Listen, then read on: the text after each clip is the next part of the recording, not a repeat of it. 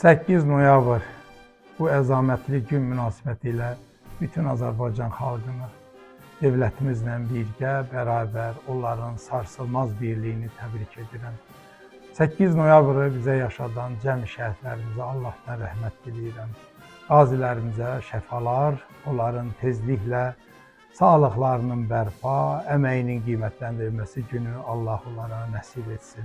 Bəli, şəhidlərimiz bir ocağın çırağını söndürdü, cəmi məmləkətin günəşini şöhlələndirdi. Azərbaycan bugün bu əlamətlər günü qeyd edir.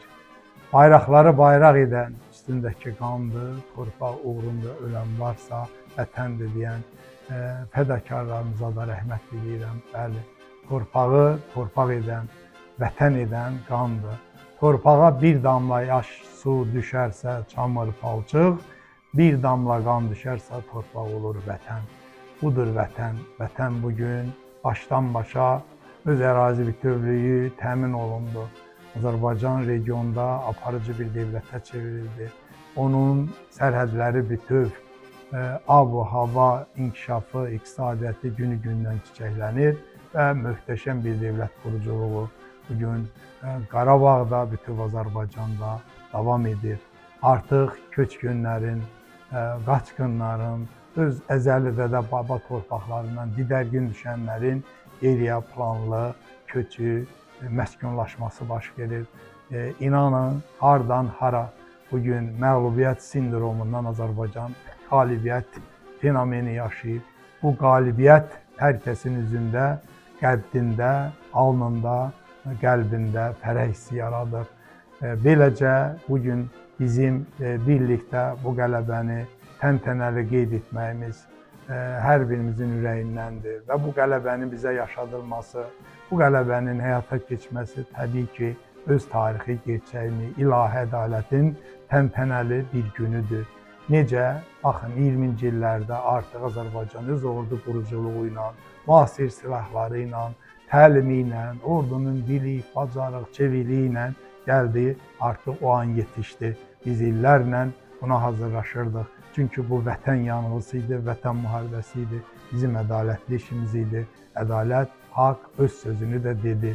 Çünki şüurlarda bu müharibə artıq çoxdan qələbəni çalmışdı. Niyə? Bizim vicdanımız, şüurumuz, içimiz, dünyamız, mənəviyyatı artıq Qarabağı işğalçılar əlində qoya bilməzdi. Buna görə biz psixologiyada, mənəviyyatda o qələbəni udmuşduq. Elə də ordumuz o ruh yüksəkliyi ilə dünyaya dastan yazan, bugün Şuşanın azad olunması, Şuşa şücaəti dağlarda, doğrudan da fədakarlıq dağlarda möcüzələr yaşadıldı. Xalqımız öz ordusunun gücünü gördü, əskərinin qabiliyyətini gördü, çevikliyini gördü, əzəmətini gördü. Bu günü bizə yaşadan, bəli, bu ali bir məqamı duymağımız, hiss etməyimiz özü nə qədər də fövqəlbəşər bir daxilən sevincdir. Yeri gəlmişkən biz cəmi bu işdə əmək olan yenə dövlətimizi, xalqımızı, onların sarsılmaz birliyini, əməyini, fədakarlığını xüsusi qeyd edirik və ürəkdən təbrik edirik. Gələcəyi inanıram bu zəfərin Zəngəzur dəhlizləri, Naxçıvanın bütövlüyü, bizim torpaq birliyimizin bərpası, İravən, qədim əzəli bizim dədə-baba torpaqlarımız, Göyçə mahalı, Pənbəy mahalı, ümumilikdə götürəndə Qərb Azərbaycan, Azərbaycanla bugün sıx birləşəcək. Bu işdə aparılan işlər göz önündədir. Mən ona inanıram gələcək nəsil tam bütöv bir Azərbaycan, onun qərbi ilə, şərqi ilə, cənubu ilə, şimalı ilə inanıram bütöv bir güclü bir regionda sözünü deyəcək dövlətə çevrilməsi də zamanın işidir, aparılan bugün məqsəd yönlü həyata keçirilən tədbirlərin nəticəsidir. Bəli, son 200 ildə bizə qalibiyyət yaşadan, torpaq itkilərini arxada qoyan, bu məğlubiyyət sindromundan bir dəfəlik azad olan ordumuza, xalqımıza, dövlətimizə eşq olsun. Bayramımız mübarək olsun. Bu yerdə Məhəmməd Akif Ərsoyun İstiqlal Marşından bir beyt yerinə düşür.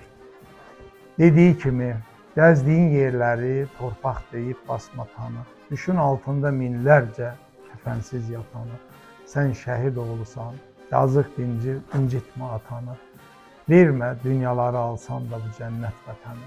Eləcə də Məhəmməd Hüseyn Şəhriyar eyni ilə demişdir. Bir insan dünyadan köçürsə əgər, sən elə zənn etmə tək bir can köçür. Hər sönən baxışda min bir diləklər, hər kiçik tabutda bir cahan köçür. Bir daha cəmi şəhidlərimizə Allahdan rəhmət diləyirəm. Azərbaycan xalqını da təbrik edirəm. 8 noyabr bu zəfər günü əbədi olsun, qalıcı olsun. Zəfərlərdən zəfərlərə Azərbaycanı, dövlətimizi, onun birliyini hər zaman səsləsin. Hər evə, hər ailəyə xoş müjdələri tələsdirsin, əstirsin. Sağ olun, diqqətinizə görə təşəkkür edirəm.